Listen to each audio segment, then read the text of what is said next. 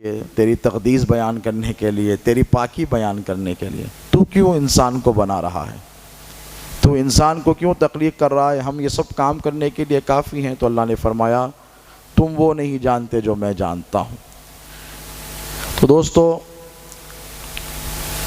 ہزاروں لاکھوں بے شمار وجوہات حضرت انسان کی تخلیق کے اس کائنات میں ہیں، لیکن میں نے خطبہ مسنونہ میں جس آیہ کریمہ کی تلاوت کا شرف حاصل کیا ہے، اللہ رب تبارک و تعالی جل مجدہ ارشاد فرما رہا ہے وَمَا خَلَقْتُ الْجِنَّ وَالْإِنسَ إِلَّا لِيَعْبُدُونَ، کہ ہم نے جنوں اور انسانوں کو نہیں بنایا مگر ہماری عبادت کے لیے۔ تو پتہ یہ چلا کہ ہماری جو تخلیق ہے، ہمارا جو وجود ہے اس دنیا میں، وہ صرف اور صرف اس لیے ہے کہ ہم اللہ رب تبارک و تعالیٰ کی عبادت کریں۔ یہاں صرف صلاۃ کا لفظ استعمال نہیں کیا گیا ہے۔ لوگ عمومی طور پر نماز ہی کو، صلاۃ ہی کو عبادت سمجھتے ہیں۔ عبادت کے کئی ذرائع ہیں جس کے ذریعے بندہ اللہ رب تبارک و تعالیٰ کی عبادت کرتا ہے۔ نماز پڑھنا عبادت ہے کہ نہیں بتائیے؟ روزہ رکھنا عبادت ہے، حج کو جانا عبادت ہے، زکوٰۃ دینا بھی عبادت ہے، نیکی کی طرف بلانا، اللہ رب تبارک و تعالیٰ کے احکام کی طرف بلانا، یہ سب عبادت ہے۔ قرآن کو دیکھنا عبادت ہے، قرآن کو چھونا عبادت ہے، قرآن کو پڑھنا عبادت ہے، قرآن کو سننا عبادت ہے، کعبہ مشرفہ کی زیارت کرنا، کعبۃ اللہ کو صرف تکتے رہنا، اسے دیکھتے رہنا بھی عبادت ہے، اور مولود کعبہ مولا علی مشکل کشا کے چہرے کو دیکھنا بھی عبادت ہے۔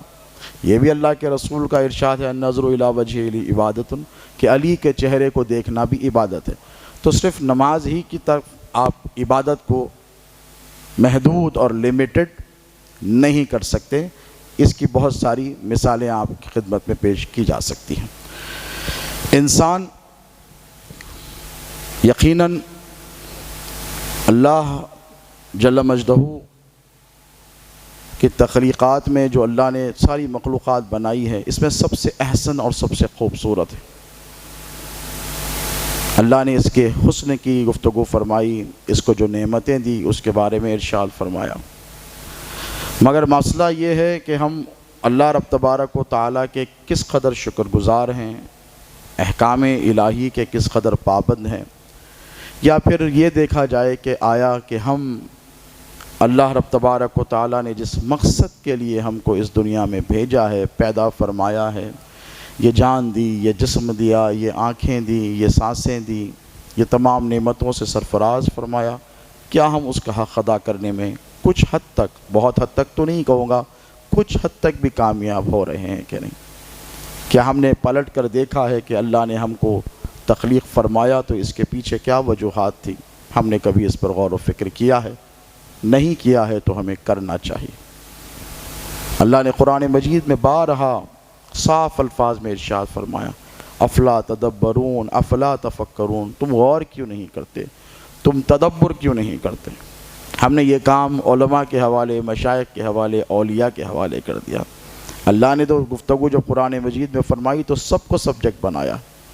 اللہ رب تبارک و تعالیٰ نے سب سے گفتگو ہوئی ہے، سب سے کلام فرمایا۔ احکام علماء کے لیے الگ، جہلا کے لیے الگ نہیں ہے، عارفین کے لیے الگ، گناہگاروں کے لیے الگ نہیں ہے۔ پیغام سب کے لیے ایک ہے، سب کے لیے اللہ رب تبارک و تعالیٰ کا ایک ہی پیغام ہے، بشرطے کہ ہم اس پر غور و فکر کر اس پر عمل کرنے کی کوشش کریں۔ دیکھیں، انسان پر اللہ رب تبارک و تعالیٰ نے اس قدر عنایتیں فرمائی ہیں کہ سائنس یہ کہتی ہے کہ یہ جو آپ کی آنکھیں ہیں، اس میں اللہ رب تبارک و تعالیٰ نے ایک آنکھ کے اندر 13 کروڑ کے قریب آئی ریسیپٹرز رکھے ہیں۔ کتنی چھوٹی سی آنکھ ہے، آپ اس پر غور کریں۔ الا لہ الخلق، اس پر ذرا فکر و غور کر دیکھیں۔ ایک آنکھ کے اندر 13 کروڑ ریسیپٹرز، آئی ریسیپٹرز جسے ہم بلب کہہ سکتے ہیں، چھوٹے چھوٹے، جو ریسیو کرتے ہیں ویژنز کو اور پھر اس کو انالائز کرتے ہیں اتنی ہی دیر میں اور بتا دیتے ہیں کہ آپ کو کون سی چیز کیا ہے۔ پھر دوسری آنکھ میں اتنے ہی رکھے 13 کروڑ کے قریب آئی ریسیپٹرز، تو ایک آنکھ میں 13، ایک آنکھ میں 13، تو 26 کروڑ آئی ریسیپٹرز اس میں رکھے۔ پھر اس کے پیچھے سے ہزاروں لاکھوں شریانے وینز جن کے ذریعے ریسیپشن بھی ہوتا ہے، یہ دیکھتی بھی ہیں، دماغ تک سگنلز بھی پہنچاتی ہیں، پھر ان میں خون بھی دوڑتا ہے۔ چھوٹے سے ہیڈ فونز لے کر آپ بیٹھتے ہیں، موبائل فون کو لگا کر تھوڑی دیر کے بعد دیکھتے ہیں اس کے وائرز جو ہے وہ ٹینگل ہو جاتے ہیں، آپس میں مل جاتے ہیں، ایک دوسرے میں مل جل جاتے ہیں، ہے کہ نہیں؟ پھر ہمیں بڑی مشکل سے اسے الگ الگ کرنا پڑتا ہے۔ آپ کے پاس کوئی دھاگا ہو، اس میں اگر گانٹے پڑ جائیں تو کتنی مشکل سے کھولیں گی، ایک بھی آپ کی وین، آپ کی نرو، آپ کی رگیں آنکھوں کے پیچھے جو یہ ٹینگل نہیں ہوتی، یہ آپس میں ملتی نہیں، یہ کس کا کرم ہے؟ یہ اللہ رب تبارک و تعالیٰ کا کرم ہے، اور اس کی نعمتیں اگر آپ گننا چاہیں تو آپ نہیں گن سکتے، یہ آپ کے بس کی بات ہے ہی نہیں، یہ آپ کے بس کی بات ہے ہی نہیں، اس لیے کہ اللہ نے آپ کو یہ پاور دیا ہی نہیں ہے۔ وَلَا تَعُدُّوا نِعْمَتَ اللَّهِ لَا تَحْصُوهَا، اللہ ارشاد فرماتا ہے قرآن مجید میں کہ تم اللہ کی نعمتیں گننا چاہو تو آپ کہیں یہاں مولا میں گننا چاہتا ہوں، اللہ فرماتا ہے اللہ تحصوها، نہیں گن سکتے، تم گن ہی نہیں سکتے ہماری نعمتوں کو، تم اس کا شمار کر ہی نہیں سکتے، کیونکہ تم اس کے اہل ہو ہی نہیں۔ تو جس چیز کے آپ اہل نہیں اس پر فکر نہ کریں، بلکہ جن چیزوں کو اللہ نے، جن چیزوں کا آپ کو اہل بنایا ہے اس پر غور اور فکر کرنا یہ آپ کی ذمہ داری بنتی ہے۔ سب سے امپورٹنٹ چیز ہے آپ کی تخلیق۔ مسئلہ یہ ہے کہ آج کے دور میں ہم، بلکہ ہر دور میں انسان کا یہی مزاج رہا ہے کہ وہ اپنے مقصد حیات سے بھٹکا ہوا نظر آتا ہے۔ اللہ نے کم و بیش 1,24,000 انبیاء کرام کو روانہ فرمایا، ایک سے ایک اولو العزم پیغمبر کو روانہ فرمایا۔ کسی نے بحری بیڑے بنا کر ساری مخلوق کو اپنے جہاز میں بٹھا لیا، کسی نے ایسا بیڑا بنایا، ایسی شپ، اسپیس شپ جسے کہا جا سکتا ہے، جس میں ساری امت کو بٹھا کر آسمانوں میں اڑ گئے، وہ حضرت سلیمان ہے۔ جنوں پر، انسانوں پر جن کو حکومت عطا فرمائی وہ حضرت سلیمان ہے۔ اللہ نے موسیٰ علیہ السلام کو ید بیضا عطا فرمایا، ان کی چھڑی سے بے شمار معجزے ظاہر ہوئے۔ حضرت داؤد علیہ نبینا علیہ السلام کو یہ معجزہ عطا فرمایا کہ اگر وہ لوہے کو پکڑتے تو موم کی طرح ہو جاتا، اور جب وہ قرأت کرتے، ماشاءاللہ ہمارے عبد الرحمن قادری صاحب کی قرأت تو آپ نے سنی، لہن داؤدی، ایسی قرأت فرماتے حضرت داؤد علیہ السلام، ایسی خوبصورت آواز کہ اللہ کی ساری مخلوق ان کی آواز سن کر جوق در جوق ان کے قدموں میں آ کر گر جاتی۔ یہ معجزہ عطا فرمایا۔ حضرت عیسیٰ علیہ السلام کو تو معجزات ایسے فرمائے کہ نبی کا کیا پاور ہوتا ہے یہ دیکھیں، قرآن سے پوچھیں۔ اکثر لوگ مغالطہ کہا جاتے ہیں اور یہاں پر ڈیفرینشیٹ یہ کر دیتے ہیں کہ جو پاور ان کا ہے وہ انہی کا ہے، اللہ کا نہیں ہے، نعوذ باللہ۔ اور ہم یہ کہتے ہیں کہ جو کچھ ہے اللہ ہی کا ہے، اللہ کے سوا کسی کا بھی نہیں۔ اب قرآن اٹھا کر دیکھیں، حضرت عیسیٰ علیہ السلام کے معجزات دیکھیں، حضرت موسیٰ علیہ السلام کے معجزات دیکھیں، حضرت سلیمان کے دیکھیں، حضرت داؤد کے دیکھیں، حضرت ابراہیم کے دیکھیں، جو پیغمبروں نے معجزات دکھائیں ان پر غور و فکر کریں آپ۔ یہ اللہ رب تبارک و تعالیٰ کی نعمتیں نہیں ہیں تو اور کیا ہیں؟ یہ اس کی نعمتیں ہی تو ہیں، اور اللہ سے آپ کو جوڑنے کے لیے اللہ نے اپنے مقرب اور محبوب بندوں کو یہ پاورز عطا فرمائے ہیں تاکہ انسان سمجھ سکے۔ کیوں سمجھ سکے؟ وَكَانَ الْإِنسَانُ جَهُولًا، اللہ فرماتا ہے انسان تو جاہل ہے۔ کیا ہے؟ آپ کو علم دیا، نعمتوں سے سرفراز فرمایا، جب اس کے مقابلے میں آپ کو ٹھہرایا۔ بھئی آپ مولانا ہوں گے، علامہ ہوں گے، مفتی ہوں گے، شیخ صاحب ہوں گے، لیکن انسان کے سامنے ہوں گے، اللہ کے سامنے آپ کیا ہیں؟ جب اس کے مقابلے میں اس نے انسان کو ٹھہرایا تو فرمایا وَكَانَ الْإِنسَانِ جَهُولًا، انسان تو جاہل ہے۔ وَكَانَ الْإِنسَانِ، اللہ رب تبارک و تعالیٰ نے آگے فرمایا فَطُورًا، انسان تو بخیل ہے۔ اتنے بڑے سخی ہیں ماشاءاللہ، یہ ہمارے دونوں بھائی بیٹھے ہیں ماشاءاللہ، اپنے جیب خاص سے اتنی بڑی مسجد بنائی کہ نہیں ماشاءاللہ، کروڑوں روپے کے صرفے سے بنائی ماشاءاللہ، اللہ جزائے خیر دے۔ اللہ فرماتا ہے وَكَانَ الْإِنسَانِ فَطُورًا، انسان تو بخیل ہے۔ کس کے مقابلے میں؟ انسان کے مقابلے میں سخی تو ہو سکتا ہے، لیکن اس کی سخاوت کے سامنے کیا ہے جو خالق ارض و سماوات ہے؟ وَكَانَ الْإِنسَانِ عَجُولًا، اللہ نے فرمایا یہ تو عجلت باز ہے، بہت زیادہ تیزی کرتا ہے، اس کو تو سکون اور قرار نہیں ملتا۔ یہ حضرت انسان کی تعریف ہے وما خلقت الجن والانس الا لیعبدون، جس ٹاپک پر میں آپ سے گفتگو کر رہا ہوں کہ ہم نے جنوں اور انسانوں کو نہیں پیدا کیا سوائے اس کے کہ وہ ہماری عبادت کریں۔ تو یہ حضرت انسان کی خصوصیات ہیں۔ پھر حضرت عیسیٰ علیہ السلام کو وہ معجزات عطا فرمائے اللہ رب تبارک و تعالیٰ نے کہ اس کے حکم سے وہ کوڑیوں کو شفا عطا فرماتے تھے۔ تھوڑا سا کورونا وائرس آیا، ہوا گول ہو گئی، جس کے منہ پر دیکھو ماسک ہے کہ نہیں بتائیے؟ احتیاط اچھی چیز ہے، میں بری چیز نہیں کہتا۔ کئی مہینے کا لاک ڈاؤن، گھروں میں بند ہو گئے، اقربا رشتہ داروں سے نہیں ملتے، دوست سے نہیں ملتے، نہیں بھائی نہیں ملنا ہے، سوشل ڈسٹینسنگ ہے کہ نہیں بتائیے؟ تو کوڑی کا جو مریض ہوتا تھا اسے تو بھالے کی دوری سے رکھ کر کھانا دینے کا حکم ہے کہ نہیں؟ اگرچہ کہ تقدیر کی اچھائی اور برائی اللہ کی طرف سے، والقدر خیرہ وشرہ من اللہ تعالی، تقدیر کی اچھائی اور برائی اللہ کی طرف سے۔ میرے پیر و مرشد سیداد حضور غوث اعظم پر اللہ کی لاکھوں رحمتیں ہوں، وہ اس حدیث شریف کی شرح فرماتے تھے۔ وہ فرماتے تھے کیوں کبھی بیٹا غور کیا کہ اللہ کے رسول صلی اللہ علیہ وسلم نے، حضرت عیسیٰ نے تو کوڑی پر ہاتھ لگایا، قرآن کہتا ہے کہ وہ شفا یاب ہو گئے، اور میرے نبی کہتے ہیں کہ بھالے پہ رکھ کر دو، ہے کہ نہیں؟ تو آخر ایسا کیوں بیٹا؟ تو میں نے کہا بابا آپ ہی فرمائیں۔ جب چھوٹے تھے اکثر لے کر بیٹھتے علمی حلقوں میں، تو ارشاد فرمایا بیٹا اس میں جو مجھے حکمت نظر آتی ہو وہ یہ ہے کہ جو جزامی ہوتا ہے، جو کوڑی ہوتا ہے، وہ تو مرض میں مبتلا ہے، اور اگر آپ اس کے پاس جا کر بیٹھ گئے، لوگوں کا یہ مسکنسیپشن ہے سائنس کا کہ یہ متعدی ہے، یہ کنٹیجیس ہے، اس سے بیماری پھیلتی ہے، اور اگر آپ کی تقدیر میں اللہ نے وہ بیماری رکھی تھی اور آپ اس کے ساتھ جا کر بیٹھ گئے، کورونا کا بھی یہ ایگزامپل ہے کہ آپ اس کے ساتھ بیٹھ گئے اور آپ کے مقصود میں، آپ کے مقدر میں وہ بیماری تھی اور آپ کو لگ گئی، تو آپ کیا کہیں گے؟ یہ بیماری مجھے فلاں صاحب سے ملنے کی وجہ سے لگی ہے، مجھے نہیں، مجھے یہ بیماری فلاں صاحب کی ملاقات، ان کے ساتھ بیٹھنے کی وجہ سے لگی۔ حالانکہ اللہ کہہ رہا ہے والقدر خیرہ وشرہ من اللہ تعالیٰ، تقدیر کی اچھائی برائی تیرے رب کی طرف سے۔ تو یہاں شرک ہو گیا، جو چیز اللہ کی طرف سے تھی آپ نے بندے کی طرف منسوب کر دی۔ اسی لیے پیر و مرشد فرمایا کرتے تھے کہ اللہ کے رسول نے یہ حکمت عملی اختیار کی کہ بھلے ہی تم بھالے پہ رکھ کر جزامی کو، بیمار کو کھانا دے دو، لیکن اپنا ایمان تو بچا لو، کیونکہ تم مسکنسیپشن میں، غلط فہمی میں کہیں مبتلا نہ ہو جاؤ۔ تو اللہ رب تبارک و تعالیٰ نے عیسیٰ علیہ السلام کو یہ معجزہ عطا فرمایا کہ کوڑی کے جسم پر ہاتھ پھیر دیتے، اچھا ہو جاتا۔ اب جو لوگ مغالطہ کھا جاتے ہیں کہ نبی اور امتی برابر ہے، تو جائیں ذرا کورونا کے پیشنٹ سے گلے مل کر آئیں، پھر بتائیں مجھے بھئی جس کے جو کام ہے اللہ رب تبارک و تعالیٰ نے ان کے حوالے رکھے ہیں۔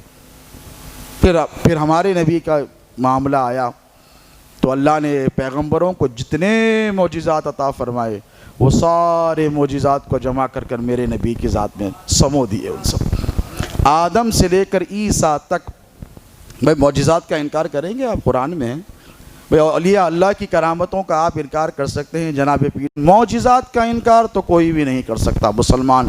لا الہ الا اللہ محمد، یہ کیا تھی؟ یہ سپر پاورز تھی۔ یہ پیغمبروں کو اللہ رب تبارک و تعالیٰ نے جو ایسے پاورز عطا فرمائے تھے کہ مادر ذات اندھے کو قرآن کہتا ہے کہ عیسیٰ اچھا کر سکتے تھے۔ الٹیمیٹ پاور جو ہے وہ اللہ رب تبارک و تعالیٰ کا ہے، اور میرے نبی پاک علیہ السلام کے تو اتنے معجزات ہیں کہ آپ تصور بھی نہیں کر سکتے۔ عمومی طور پر لوگوں کو ایک مسکنسیپشن ہے کہ فلاں نبی کا تذکرہ کرامت معجزات کے ساتھ آیا ہے۔ میں کہوں کہ جتنے نبیوں کے معجزات ہیں، معجزہ کسے کہتے ہیں؟ میریکل کو، اور میریکل کہتے ہیں معجزے کی جو تعریف ہے، عجز البشر بکمالہ، کہ انسان کو اس کے کمال کی وجہ سے وہ عاجز کر دے، ارے دس از ناٹ پاسبل، یہ کیسے ہو گیا، میں نہیں سمجھ سکتا۔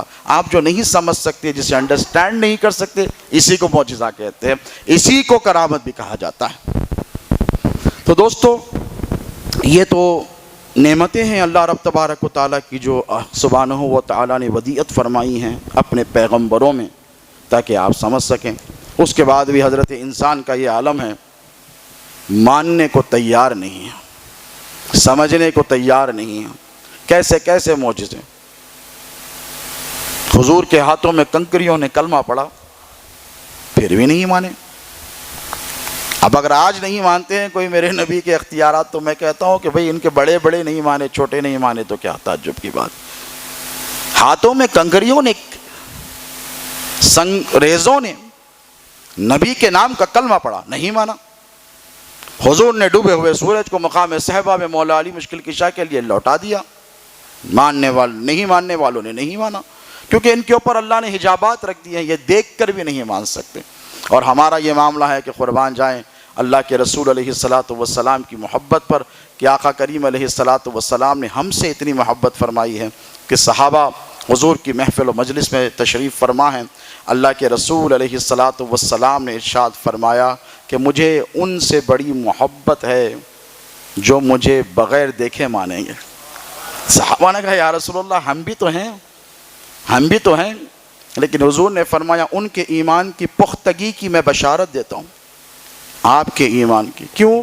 اس لیے کہ آپ نے نبی کو دیکھا تو نہیں ہے، دیکھا ہے سر کی آنکھوں سے، تصور کی آنکھوں سے تو ہر امتی دیکھتا ہے، اور اگر نہ دیکھے تو اس کی نماز ہی نہیں ہوتی ہے۔ لوگ کہتے ہیں کہ نبی کا تصور نہ کرو، ایک بات آ گئی ہے تو عرض کر دوں، ہم حنفی المسلک ہیں یہاں پر اکثر، اور یہی سواد اعظم ہے۔ 70 to 80% of the world population مسلمانوں کی جہاں تک آتی ہے یہ حنفی المسلک ہیں، باقی 30% میں شافعی ہیں، حنبلی ہیں، مالکی ہیں، اور گنتی کے سلفی ہیں، ان کی تعداد تو انگلیوں پر کی جا سکتی ہے۔ بھئی سعودی عرب کو ماننے والے بھی جا کر دیکھیں، وہاں پر بھی فقہ کو فالو کیا جاتا ہے کہ نہیں؟ مکے میں، حرم مکہ میں ہو کہ حرم مدینہ میں نماز ہوتی ہے، وہ بھی تقلید کے اعتبار سے ہوتی ہے، فقہ حنبلی پر ہے کہ نہیں بتائیے، فقہ شافعی ہے، فقہ مالکی ہے، دنیا میں بیشتر جو ہے وہ حنفی پائے جاتے ہیں۔ حضور کا جو تصور ہے اس کے اوپر ذرا آپ سوچیں، بات آ گئی ہے تو آپ سے عرض کر دوں کہ امام اعظم ابو حنیفہ جانتے ہیں نا آپ، حنفی المسلک ہے، کسی سے آ کے سوال کیا کہ اے امام اگر نماز کے دوران بھول کر ہم 2-3 رکعت پڑھ رہے ہیں، دوسرے قاعدے میں بھول کر درود پڑھ لیا تو نماز ہو جائے گی ویسے ہی؟ تو کہا نہیں، سجدے سہو لازم ہے، امام اعظم کا فتویٰ ہے۔ تو امام حنبل سے کسی نے پوچھا تو کہا نہیں، ضرورت نہیں سجدے سہو کی، اگر بھول کر درود پڑھا نماز ہو جائے گی۔ دیکھیں کانٹراڈکشن ہے، آج کل علماء کے اختلاف کو لوگ گمراہی سمجھ رہے ہیں، نادان۔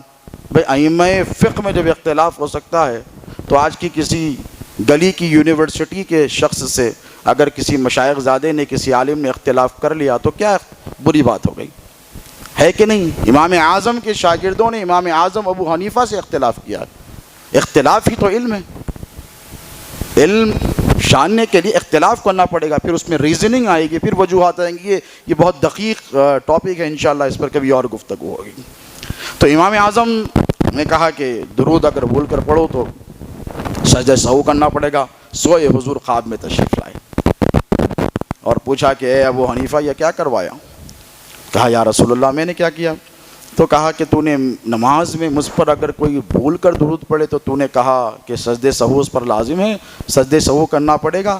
درود تو مجھ ہی پر پڑھ رہا تھا، کسی اور پر تو نہیں، بھول کر بھی پڑھ رہا تھا تو مجھ پر ہی پڑھ رہا تھا نا، تو نے کیوں کروایا؟ تو قربان جائیں امام اعظم ابو حنیفہ کے عقیدے اور محبت رسول کے جذبے پر کہنے لگے یا رسول اللہ بات صرف اتنی سی ہے، نعمان بن ثابت یہ نہیں چاہتا تھا یا رسول اللہ کہ کوئی آپ پر درود پڑھے اور وہ بھی بھول کر پڑھے، نماز میں درود آپ پر پڑھے اور آپ کے تصور کے بغیر پڑھے یا رسول اللہ۔ اسی لیے تو حضور مسکرائے۔ دیکھیں اختلاف انہوں نے بھی کیا، امام حنبل نے کہا ہو جائے گی، لیکن ان کا عقیدہ کیا تھا، ان کا نظریہ کیا تھا، اس پر غور کریں۔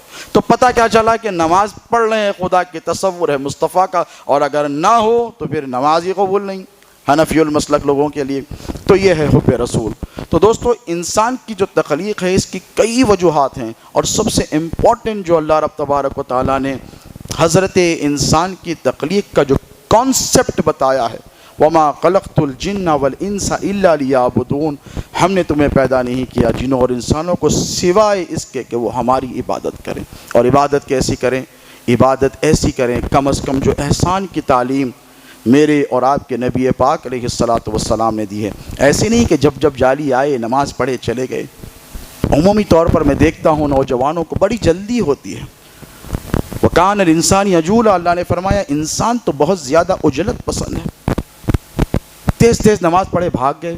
ارے بھائی اصل کام تو یہ ہے آپ کا، you have been created for this purpose only, کہ آپ اللہ ہی کی عبادت کریں، اس کے سوا کوئی آپ کا کانسیپٹ نہیں ہے تخلیق کا.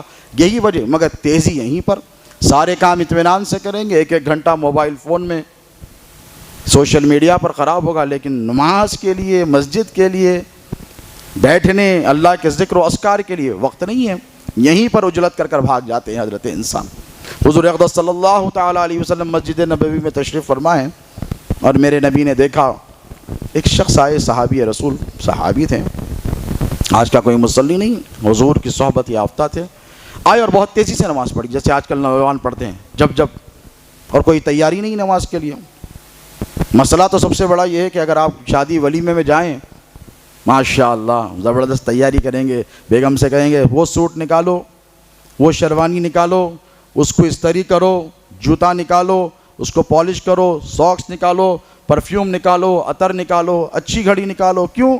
دنیا کے کسی عہدیدار سے ملنے کے لیے، عزت دار کے پاس آپ دعوت میں جا رہے ہیں. افسوس یہ ہے کہ جب مسجد کو آتے ہیں کچھ بھی چلتا، بیگم بتے رہے استری ٹوٹی، آ رہے جب مسجد کو جا رہا ہوں نا.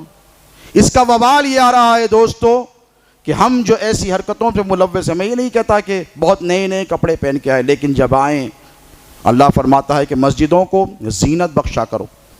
کس سے؟ اپنے لباس سے. اچھا لباس پہن کر آؤ، صاف ستھرا لباس پہن کر آؤ. جانے والی دیکھے تو دیکھو کتنا ڈسپلنڈ آدمی جا رہا ہے. ہم مسجد کو آتے ہیں، بٹن کھلے 3، ڈرے اللہ اکبر پیر کھول کر، بڑے غرور تکبر کے ساتھ. ارے میں نے کہا کس کے سامنے تکبر بھائی؟ خالق ارض و سماوات کے سامنے. تکبر اللہ کے سوا کسی کو زیب دیتا ہی نہیں ہے. اور اگر کوئی پولیس والے کے سامنے جائے، غلطی سے کوئی گاڑی چلے گئی رات میں، 3 بٹنا کھلے، فوراً لگا لیتے. کھول کے ٹھہرے تو راؤڈی شیٹ اوپن ہو جاتی. ہوتی نہیں ہوتی؟ بولیے آپ. ارے راؤڈی شیٹر دکھ رہا ہے، بٹنا کھول کے ٹھہرا ہوا ہے، راؤڈی شیٹ بک ہو جاتی، فوراً پولیس کی گاڑی دیکھتے لگا لیتے. اور مسجد میں آئے تو 3 بٹن کھلے. نے کہا واہ، یہ حضرت انسان کا مزاج ہو گیا ہے دوست. اب پھر وبال نہیں آئے گا، پریشانیاں نہیں آئیں گی، بیماریاں نہیں آئیں گی، کورونا وائرس نہیں آئے گا، تو پھر کیا آئے گا؟ وما خلقت الجن والانس الا لیعبدون. آپ کی تخلیق کا یہ کانسیپٹ اس لیے ہے کہ آپ آئیں، اپنا حق ادا کریں، اللہ رب تبارک و تعالیٰ کی یاد میں بیٹھیں، اس کے ذکر میں بیٹھیں. لیکن ہمارے پاس ان سب چیزوں کے لیے وقت نہیں ہے. آقا کریم علیہ الصلوۃ والسلام کی محفل ہے، میں نماز کے حوالے سے کہہ رہا تھا. ایک صحابی آئے، بڑی تیزی سے نماز پڑھ لی. حضور دیکھتے رہے، کیا ادھر آؤ. وہ آئے بھاگے بھاگے، یا رسول اللہ کیا کیا کیا؟ کہا رسول اللہ نماز پڑھیے، پھر سے پڑھ. کیا کہا حضور نے؟ پھر سے پڑھ. یہ نہیں کہا کہ یا رسول اللہ پڑھ تو لی ہے، پھر سے کیوں پڑھوں. کہا گئے پھر پڑھی، پھر پڑھ کر آئے، پھر بلایا، ادھر آ. آئے، کہا یا رسول اللہ اب کیا ہوا؟ پھر سے جا کے پڑھ. تو سمجھ گئے کہ کوئی گڑبڑ ہو رہی ہے. بولنے کی ضرورت نہیں پڑی، حاجت نہیں آئی. یہ دیکھیے تعلیم کا طریقہ تھا. ہمارے پاس اگر کوئی غلطی کرے، یہ غلطی ہے، غلط کام کر رہے ہیں آپ، نکل جاؤ یہاں سے. ارے کوئی طریقہ ہے؟ تھوڑی بڑی داڑھی ہو گئی، مولانا ہو گئے، کیا ڈگری لے کر آ گئے، نکلو، جاہل ہو تم. ایسا تھوڑی طریقہ ہے اسلام، ایسے تھوڑی پڑھا. حضور نے تو جاہلوں کو سینوں سے لگایا، شرابیوں کو، زانیوں کو، قاتلوں کو سینے سے لگایا. میرے نبی پاک علیہ الصلوۃ والسلام کا عفو، درگزر، اخلاق کہاں چلے گیا ہمارے پاس سے یہ سب چیزیں. وہ صحابی رسول تھے، سمجھ گئے کہ میں نے نماز میں کوئی گڑبڑ کی ہے. سوچا، اپنا محاسبہ کیا کہ مجھ سے کیا غلطی ہوئی. تو سمجھے کہ یہ بہت تیزی سے نماز پڑھ رہے تھے، ہو سکتا ہے رسول اللہ کو یہ میرا عمل پسند نہیں آیا. ٹہر ٹہر کر آرام سے نماز پڑھی. پھر آئے رسول اللہ، اب کہا اچھا بیٹھ جا. بیٹھ گئے تو حضور نے صحابہ سے مخاطب ہو کر ارشاد فرمایا کہ نماز پڑھو تو سکون اور اطمینان سے پڑھو. ایسا مت پڑھو کہ جیسے مرغ زمین پر ٹھونگ مارتا ہے. آپ نے دیکھا مرغ کو ہزاروں دانے آپ ڈال دیں اس کے سامنے، ایسے تیزی سے منہ مارتے رہتا ہے، ایک ایک سیکنڈ میں، ملی سیکنڈز میں اس کی کئی چونچ پڑتی رہیں گی. تو حضور نے فرمایا ایسے نماز نہ پڑھو جیسے مرغ زمین پر ٹونگ مارتا ہے، بلکہ ایسے نماز پڑھو کہ جب تم قیام کرو، اللہ اکبر کہہ کر ٹھہرو تو اس کا حق ادا کر دو. حق ادا کرنا کیا ہوا؟ آپ کہیں گے حضرت کوئی معرفت کی باتیں کر رہے ہیں. میں معرفت کی بات نہیں کر رہا ہوں، سمپل بات. حق ادا کرنے کا مطلب کہ جب آپ قیام کریں، نماز کے لیے ٹھہریں، تو آپ قیام میں جب ٹھہریں تو آپ کے دل میں ایک سگنل آنا چاہیے. دل یہ کہنا چاہیے کہ ہاں میں نے دل کھول کر قیام کا حق ادا کر دیا ہے. یعنی دل آپ کا مطمئن ہونا چاہیے قیام کے ساتھ، زیادہ ٹہرنا چاہیے. میں بیٹا رکوع میں گئے ایسے اٹھ جاتے ہیں. حضور نے فرمایا رکوع میں جاؤ تو پھر رکوع کا حق ادا کرو آرام سے، سجدے میں جاؤ تو سجدے کا حق ادا کرو. جب یہ آپ حقوق ادا کریں گے تو آپ کی نماز بھی قبول ہوگی، اور جو نماز کے فیوز و برکات ہے ظاہری اور باطنی، دکھنے والے نہیں دکھنے والے، ان سب کا آپ کو حصول ہوگا. تو یہ چند ایسی باتیں ہیں جس پر ہم کو عمل اور فکر کرنے کی بہت زیادہ ضرورت ہے دوستوں. وما خلقت الجن والانس الا لیعبدون. ہم نے نہیں پیدا کیا جنوں کو اور انسانوں کو سوائے اس کے کہ وہ ہماری کیا کریں؟ عبادت کریں. اور جیسے میں نے خطبے کے تقریر کے اوائل میں کہا تھا، انیشیل سٹیجز پہ، لمحات میں، کہ عبادت صرف نماز کی حد تک محدود نہیں ہے دوستوں. ہمارا مسکنسیپشن جو ہے، ہم سمجھتے ہیں کہ صرف آئے نماز پڑھ لیے کام ہو گیا، اور دیگر بھی ایسے امور ہیں جو چیزیں اللہ کو راضی کر لیں ان کا شمار عبادت میں ہوتا ہے کہ نہیں بتائیے؟ کسی کی مدد کر دینا، کسی کی امداد کر دینا، کسی کی دستگیری کر دینا، یہ سارے ایسے امور ہیں، خدمت خلق ہے. ان سب چیزوں پر حضرت انسان کو غور و فکر کرنے کی ضرورت ہے. اور آج ان سب چیزوں سے جو سب سے بڑی چیز مانے ہیں، یعنی جو چیز روک رہی ہے ہماری نوجوان نسل کو، ایجوکیشن ان کا متاثر ہو رہا ہے، تعلیم ان کی متاثر ہو رہی ہے، نمازیں ان کی متاثر ہو رہی ہیں. فون پڑھتے اذان ہوئی آئے، جب جاری نماز پڑھے بھاگ گئے. کیوں؟ فون دیکھنا ہے، فیس بک ہے، سوشل میڈیا ہے، یوٹیوب ہے، نیٹ فلکس ہے، پتہ نہیں کیا کیا چیزیں ہیں، ان پہ حضرت کو مشغول رہنا ہے. ہماری نوجوان نسل کی سب سے بڑی خرابی یہ ہے کہ ہم unnecessary unrequired useless انفارمیشن کو ہمارے ذہنوں میں اوور لوڈ کر رہے ہیں. میرے جملوں کو آپ غور کریں. یوزلیس انفارمیشن، یوزلیس نالج، غیر معنی علم، غیر معنی علم جو نفع نہیں دیتا، جس کا کوئی فائدہ ہی نہیں ہے، ہم اسے حاصل کر رہے ہیں. اور جن چیزوں کا فائدہ ہے، جن کی طرف اللہ نے آپ کو بارہا دعوتیں دی ہیں، آپ اس پر فکر ہی نہیں کرتے، غور ہی نہیں کرتے. یعنی جو انفارمیشن آپ کو فیس بک کے ذریعے مل رہی ہے، امریکہ میں، یورپ میں ریسرچ ہوئی ہے کہ یہ جو سوشل میڈیا کے جو اپلیکیشنز ہیں، بالخصوص نوجوان غور سے سنیں، فیس بک وغیرہ، یہ حضرت انسان کے دماغ کا ایک حصہ میموری کا انہوں نے کیپچر کر لیا ہے. آپ کو پتہ ہے؟ کیپچر کر لیا ہے. یہ جو دماغ میں اللہ رب تبارک و تعالیٰ نے یہ صلاحیتیں عطا فرمائی ہیں کہ ہزاروں نہیں لاکھوں کروڑوں چیزیں یاد رکھ سکتا ہے، ایک پل میں ریکال کر سکتا ہے. اب یہ ویک ہوتا چلا جا رہا ہے. کیوں؟ فیس بک آ کر بیٹھ گیا ہے. آپ کے سب conscious part of the brain میں ایک حصہ لے کر زمین پر، جیسے انگریز آ کر ہندوستان پر قابض ہو کے بیٹھ گئے تھے، جیسے حجاز مقدس میں نجدیاں قابض ہو گئے ہیں. ان کا تو لینا دینا نہیں تھا، حجاز کے باہر کے ہیں، وہ حجاز کے نہیں تھے. حجاز والے تو الگ تھے، مکہ مدینہ اور یہ جدہ کا جو یہ الگ ایریا تھا، نجد الگ ایریا تھا. ٹھیک اسی طریقے سے آ کر یہ بیٹھ گئے ہیں، فیس بک بیٹھ گیا، اپلیکیشن بیکار، یوزلیس نالج. اس کا نقصان کیا ہو رہا ہے؟ آپ کو پتہ ہے کہ جب کبھی کوئی حج اور عمرے کے لیے جاتا ہے تو زمزم لے کر آتا ہے. زمزم لا کر دیتے ہیں تو بڑے احترام سے پیا جاتا ہے. اتنی سی بوٹل لا کے دیتے ہیں، پورا گھر پیتا ہے. کیوں بھائی؟ پانی تو برابر ہے. نبی امتی برابر کہنے والوں سے میں پوچھوں گا، پانی سب برابر ہے، گنڈی پیٹ کا ہو کہ زمزم کا ہو؟ ارے کیا بات کر رہے ہیں حضرت، کیسی آپ مسکنسیپشن کی بات کر رہے ہیں؟ زمزم کا کیا مقابلہ گنڈی پیٹ کے پانی سے؟ گنگا کے جل سے زمزم کا کیا مقابلہ کریں گے؟ کسی مسلمان کے ہاتھ میں زمزم ہو، گنگا جل لا کے دو کر کہو، they all look same, they are identical in properties, in appearances, in attributes، دونوں سیم ہیں. مسلمان کا چھوٹا بچہ دیوانے ہو گئے، یہ زمزم ہے، اس سے اس کا کیا مقابلہ؟ ہم نے بھی کہا بھائی جب پانی برابر نہیں تو انسان برابر کیسے ہو جائے؟ امتی اور نبی کیسے؟ پانی پیتے ہیں، زمزم پینے سے پہلے اماں ٹوکتے، بیٹا ایسے نہیں پینا، دعا کر کے پینا. بولتے نہیں دعا کرو تو فوراً ٹھہرتے آپ، ٹوپی اتار دو، ٹوپی اتار دیتے. پانی پیتے وقت تو ٹوپی پہن کے پی جاتی ہے، لیکن یہ زمزم ہے، اس کی خصوصیات الگ ہے. کیوں؟ نبی کے قدموں سے نکلا ہے، نبی کا معجزہ ہے نا. نسبت کس سے ہے؟ نبی سے ہے، اسی لیے اس کی اتنی تعظیم ہے.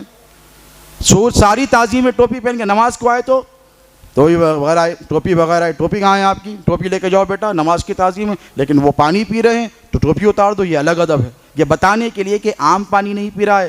اگر کوئی پانی پی رہا ہے ٹھہر کر بیٹھ کر پانی پینا ہے, صرف 2-3 منٹ لوں گا, بیٹھ کر پانی پینا ہے کہ نہیں, سنت ہے. اگر کوئی ٹھہر کر پانی پی رہا ہے تو آپ سمجھ جائیں گے یہ زمزم پی رہا ہے. بولنے کی ضرورت ہے, کیوں؟ یہ نبی کے قدموں سے مس ہو کر نکلنے والا پانی ہے. اس کی جب اتنی اہمیت ہے تو پھر نبی کے خون کی کتنی اہمیت ہوگی. پھر یہ الگ ٹاپک ہے. اب اس پر آئیں آپ. صحابہ نے کہا یا رسول اللہ زمزم پی رہے تھے, کہا ٹھہر جاؤ, امامہ نکال دو. نکال دیے. کہا دعا پڑھو. کہا کیوں یا رسول اللہ؟ فرمایا جب زمزم پیتے ہو دعا کرتے ہو تو اللہ اس دعا کو ضرور قبول کرتا. اب کتنی اہم دعا ہے دیکھیے آپ. صحابہ کو حضور تلقین فرما رہے ہیں. آج کل کا جو سوشل میڈیا کا جو irrelevant نالج ہے, جو آپ کے ذہنوں میں دماغوں میں گھر کر گئی ہے, اس کے حوالے سے بتا رہا ہوں. حضور نے فرمایا ٹھہرو. صحابہ ٹھہر گئے اور کہا دعا کرو. کیا دعا کے الفاظ تھے؟ حضور نے فرمایا اللہم انی اسألک علما نافعا, اے اللہ میں تجھ سے سوال کرتا ہوں علم نافع کا, ورزقا واسعا, وسعت والے رزق کا, وشفاء من کل داء, ہر بیماری سے شفا کا. یہاں پہلے سٹیج پر کون سی دعا رکھی؟ علم نافع. صرف علم نہیں, رب زدنی علما. قرآن میں اللہ نے کہا کہ اے اللہ دعا کرو اللہ سے کہ اے میرے رب مجھے علم میں اضافہ کر. لیکن حضور یہاں تلقین فرما رہے ہیں کہ دعا کر کے تجھے اللہ علم نافع عطا فرمائے, غیر نافع نہیں, وہ جو نقصان پہنچائے. تو یہ جو آپ کے پاس انفارمیشن کا ذخیرہ سوشل میڈیا کے ذریعے دماغوں میں پیوست ہوتا چلا جا رہا ہے, مثبت ہوتا چلا جا رہا ہے, یہ یوزلیس انفارمیشن ہے دوستو.